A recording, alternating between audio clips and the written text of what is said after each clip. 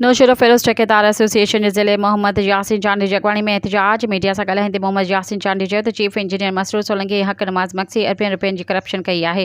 हुननि बग़ैर टेंडर ऐं अख़बारनि में ॾियारनि जी चोरी हथ ठोकियुनि ठेकेदारनि जे नाले कागज़नि में ठेका ॾेई उन्हनि जा बिल वठी छॾिया आहिनि। हक़ नवाज़ सोलंकी पाण सरकारी मुलाज़िम थी करे पंहिंजनि मिटनि माइटनि जे नाले ते ठेका खणी बग़ैर कम करण जे पैसा हड़प करे थो समूरे ज़िले में ऐं माण्हुनि खे हाउस जा दाबा ॾिए थो। असां वज़ीर आला सिंध वर्क्स ऐं सर्विसिस जे मिनिस्टर ऐं ॿियनि वारनि खे अपील था कयूं त फौरी तौर ते कुड़ियूं NICयूं ठाहे ठेकेदारनि मसरूर सोलंकी टेंडर क्लार्क हक़ नवाज़ सोलंकी खे हटाए जांच कई वञे ऐं हूअ असांजे ख़िलाफ़ हाई कोर्ट बि पटिशन दाख़िल कई है। जल्द नैब में केस दाख़िल कंदासीं। इन मौके ते रोशन अली चांडी, कुर्बान तगड़, असगर कोराई, रखियल शाह ऐं ॿियनि चयो त असांजी हुकूमत सिंध वर्क्स एंड सर्विसिस जे मिनिस्टर ऐं ॿियनि वारनि खे अपील था कयूं त हुननि जी तहक़ीक़ात कराई वञे ऐं वॾा राज फाश थींदा। असां समूरी ज़िले जा ठेकेदार इन ख़िलाफ़ हर मुआज़ ते क़ानूनी कार्रवाई कराईंदासीं ऐं हुननि ॿिन्हिनि करप्टन खे जेसिताईं न हटाए वेंदो असांजो एहतजाज जारी रहंदो।